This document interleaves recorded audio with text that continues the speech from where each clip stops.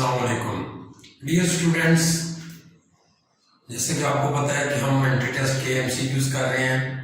Last topic हमने किया था आर्गुमेंट ऑफ जी, उसी की हमें प्रॉपर्टीज करनी है। बस बजे समझ अगर शायद स्पीड स्लो है, नहीं बच्चों ऐसा कुछ नहीं है। इंशाल्लाह आपके एग्जाम तक आपकी दोनों बुक्स के इंशाल्लाह टॉपिक मुकम्मल हो गए। पॉसिबल है आगे चल के एक से ज्यादा वीडियो डेली अपलोड करनी पड़े, इंशाल्लाह वो एक कोशिश कर रहा हूं मैं कि 1-2 दिन में इंशाल्लाह ऐसा करूं।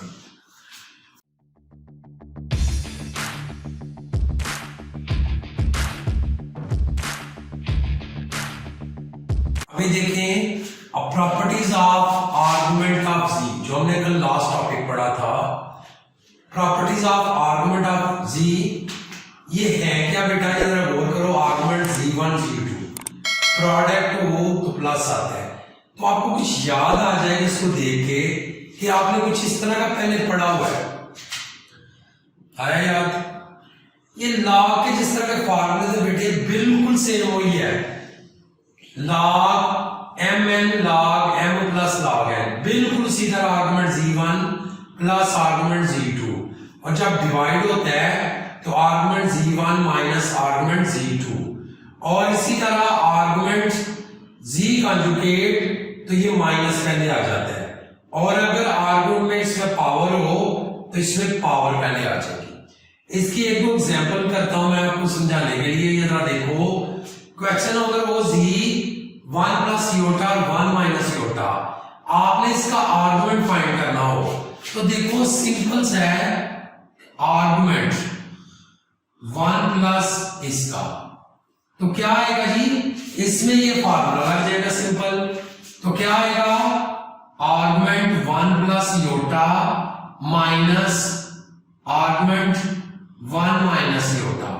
अब फार्मूला क्या था उसका, आर्गुमेंट क्या था, थीटे को कहते हैं, एम्पलीट्यूड भी कहते हैं, tan inverse y over x। तो y से मुराद इमेजिनरी और x से मुराद रियल। तो इसमें क्या आएगा, tan इनवर्स 1 और ये भी 1 माइनस tan इनवर्स, यहां -1 और ये 1। तो ये बच्चों tan इनवर्स 1 π/4, और ये क्या था, कौन सा क्वाड्रेंट था, ये x पॉजिटिव हो और y नेगेटिव हो। तो इसमें कौन सा क्वाड्रेंट था, ये चौथा क्वाड्रेंट था। तो चौथे क्वाड्रेंट में हमने कल पढ़ा था वो क्या होता है, माइनस बीटा। तो ये आएगा -π/4।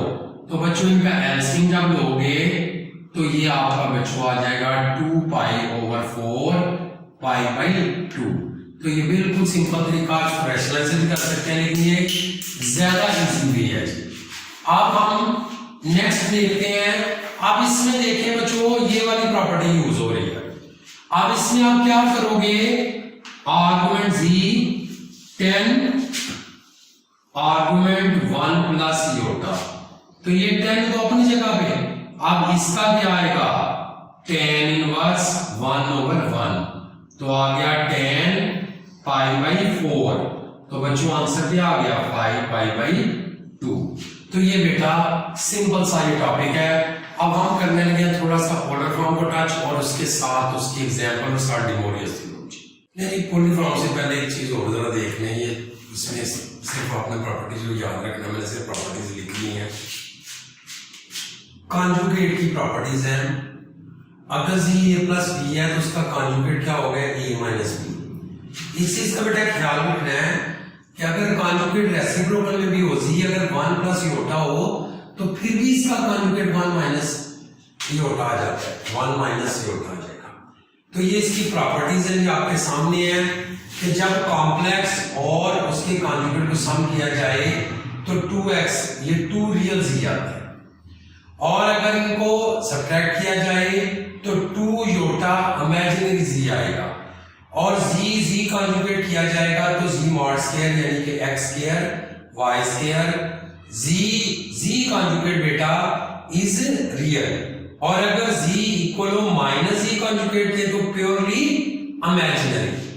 और अगर दो नंबर जी1 और जी2 पे कॉन्जुगेट लिया जाए तो उनके कॉन्जुगेट को अलग-अलग सेपरेट लिख सकते हैं। सब्ट्रैक्ट में भी ये कंडीशन है, प्रोडक्ट में भी यही है, और डिवीजन में भी यही है। और आपको पता है कि डबल कंजुगेट जी होता है।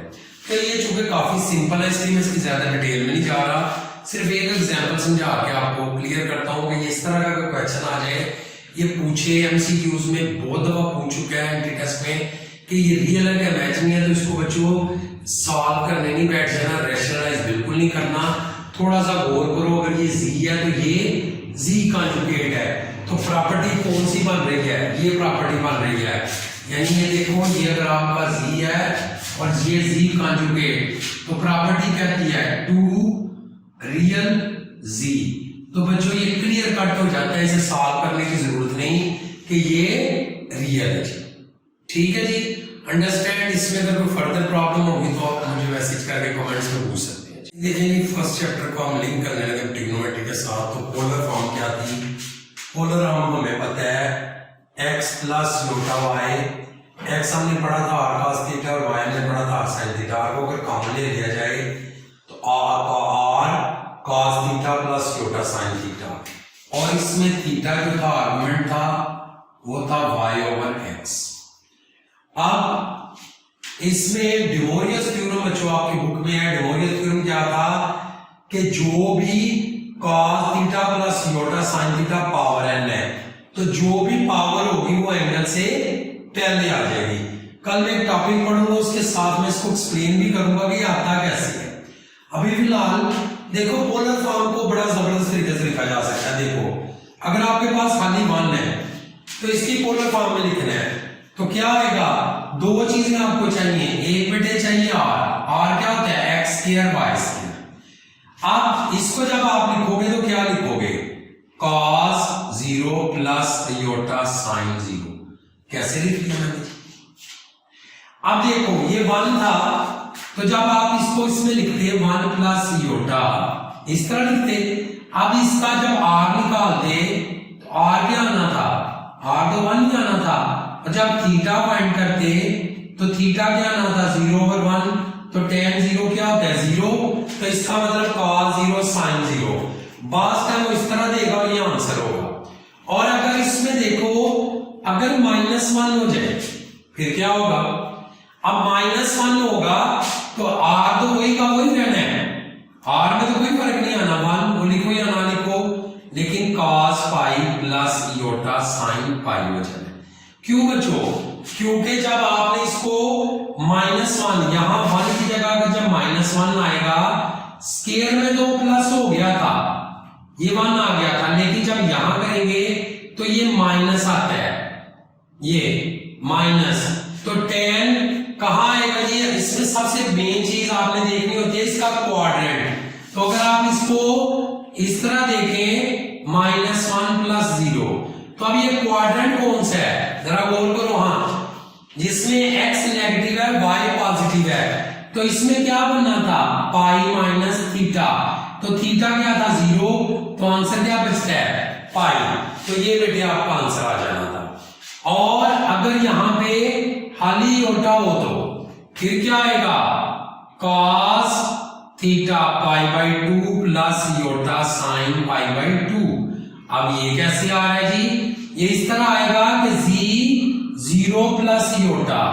अब जब आप इसका r लोगे तो बेटा r तो फिर सेम टू सेम वही आ रहा है, लेकिन थीटा क्या आएगा, थीटा आना है 1 ओवर 0 इन्फिनिटी, क्योंकि फर्स्ट क्वाड्रेंट में है तो ये tan इन्फिनिटी का होता है पाई बाई 2। और अगर माइनस इन्फिनिटी हो तो फिर बचे 3 पाई बाई 2 हो जाएगा। अब जरा गौर करो ये 3 पाई बाई 2 कैसे होगा,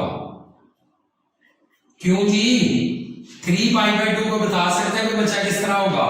3 पाई बाई 2 बेटा बिल्कुल इसी तरह ही होगा जिस तरह ये 2 हुए थे।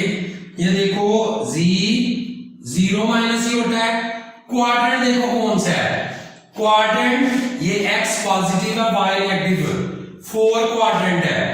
अब 4 क्वाड्रेंट में आपने इसको पढ़ा था क्या था, 4 माइनस थीटा भी लिख सकते हैं, तो अगर आप चाहो तो इधर इस तरह भी लिख सकते थे -π/2 और -π/2। तो ये बेटे पोलर फॉर्म की जो सिंपल तरीके हैं इनको आप चाहें तो याद रख ले, तो ये बहुत इंपॉर्टेंट है, आपको काम आएंगे। अब इन्हीं की मदद से इसको हमने सॉल्व करना है पोलर फॉर्म में। तो देखो बेटा इसमें r क्या है, इसमें r आपका 1 का स्क्वायर और √3 का स्क्वायर, ये 4 हो जाता है, तो 4 का स्क्वायर क्या होगा 2। अब जब इसका थीटा फाइंड करोगे तो थीटा क्या है √3/1, ये 60 है यानी π/3, या 60 भी लिखना चाहो तो लिख सकते हो। तो ये करने की आपको जरूरत नहीं, आपको जुबानी भी कर सकते हो। तो जब पोलर फॉर्म में कर रहे हैं तो r क्या आ गया 2, अब पावर इसके ऊपर 3 थी, आप जरा देखो क्या बनेगा cos थीटा, थीटा क्या है π/3 प्लस योटा साइन π/3, पावर क्या है 3, ये हो गया 8। इसको डिमोरियस थ्योरम लगाओगे तो cos पाई हो जाएगा और यहां sin पाई। तो अभी हमने किया cos पाई होता है -1, sin पाई 0, तो आंसर बच्चों आपका -8 आ गया। ये इतने डिटेल में आपको करने की जरूरत नहीं होती, आप सिंपल सिर्फ आपने ये देखना है कि इसमें जब आप पोलर फॉर्म में इसको कर रहे हो r क्या था 2 की पावर 3 और एंगल ये है, डिमोरियस थ्योरम लगाया 3 से कट गया भी आंसर। अब इसको भी आप कर सकते हो। अब इसमें जरा गौर करो, इसमें क्या आएगा जी r √2 की पावर 100 और cos एंगल क्या बनना है 1/1 tan π/4 आएगा, तो ये आ गया π/4 प्लस योटा साइन π/4 और पावर 100। अब ये हो गया 2 की पावर 50। जब आप इस जगह पे 100 ले आओगे, चलिए इस टाइम मैं बढ़ा देता हूं ताकि कंफ्यूज ना हो, ये आ जाएगा तो क्या आएगा बच्चों, ये आ जाएगा cos 25 और योटा साइन 25 पाई। आप जरा गौर करो तो आफ्टर हर रोटेशन के बाद आपको ट्रिग्नोमेट्री में पढ़ा है वैल्यू सेम हो जाती है, यानी 2 के बाद 3 के बाद तो 12 रोटेशन 13 रोटेशन बननी है, यानी कि ये बेसिकली आप इसको इस तरह भी कर सकते हैं, इसे डिवाइड करने जो रिमाइंडर आएगा वो ही आना है। तो इसको अगर आप करें तो वैल्यू देखिए तो आप चेक कर सकते हैं 25 पाई इक्वल पाई के होगा। तो बच्चों ये आ गया cos पाई अयोटा साइन पाई, तो ये आ गया आपका जी -1 और 0, तो आंसर 2 की पावर -50। तो ये बेटे आपका जो था डिमोरियस थ्योरम और पोलर फॉर्म के क्वेश्चन हुए जी। ये एंटी टेस्ट का क्वेश्चन मोस्ट इंपॉर्टेंट क्वेश्चन। आप इसकी शक्ल देखिए वैसे कंफ्यूज हो जाएंगे, इसके आपने देखो मंत्र पढ़ के लगा देंगे, ऐसा कुछ नहीं करना, जो हमने अभी पढ़ा है उसको यूज करना है।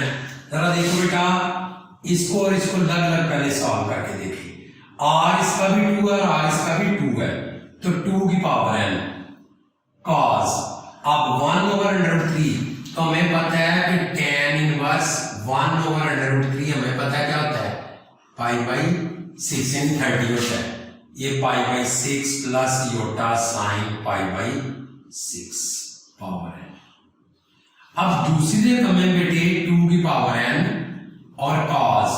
आप इसमें एक चीज का ध्यान रखें कि कौन सा क्वाड्रेंट है, 4 क्वाड्रेंट है माइनस आएगा, -π/6 योटा साइन -π/6 पावर n। आप 2n को कॉमन ले लें और इसको अगर डिमोरियस थ्योरम लगाते हैं तो cos n π/6 plus iota sine n π/6 और cos नेगेटिव हमें पता है पॉजिटिव होता है और ये साइन नेगेटिव होता है जी n π/6। अब ये देखिए बच्चे ये वैल्यू कैंसिल हो गई, तो यहां क्या आएगा जी 2n और ये आ गया cos 2 cos n π/6, तो बच्चों क्या आंसर बनेगा 2n + 1 cos n π/6। तो मोस्ट इंपॉर्टेंट क्वेश्चन। अब अक्सर बच्चों को ये नहीं पता होता है साइन नेगेटिव क्यों होता है, सिर्फ एक पॉइंट में सिर्फ क्लियर कर दूं। जरा देखो बच्चों, जब आप इसको इस तरह लेते हो फर्स्ट क्वाड्रेंट में थीटा, तो x क्या आता है पॉजिटिव और y आता है नेगेटिव। तो यहां पे जरा देखो तो cos आता है x/r और साइन क्या आएगा y/r, दोनों पॉजिटिव। लेकिन अगर हम इसको इस जगह बनाएं इस तरह, तो जरा गौर करो, अब यहाँ y नेगेटिव है और पॉजिटिव है। अब ये एंटी क्लॉकवाइज है थीटा और ये क्या है क्लॉकवाइज, ये आएगा माइनस थीटा। अब इसका जब आप करोगे cos माइनस थीटा तो cos को तो कोई फर्क नहीं पड़ेगा ना, x ओवर r, तो cos दोनों सेम है। जब साइन नेगेटिव करोगे तो साइन में नेगेटिव हो जाता है, तो इस बच्चों इसमें फर्क आ जाता है। तो लो जी ये टॉपिक आपका मुकम्मल। इंशाल्लाह नेक्स्ट वीडियो आपकी अगली एक सेकंड ईयर की होगी इंशाल्लाह और एक फर्स्ट ईयर की होगी इंशाल्लाह।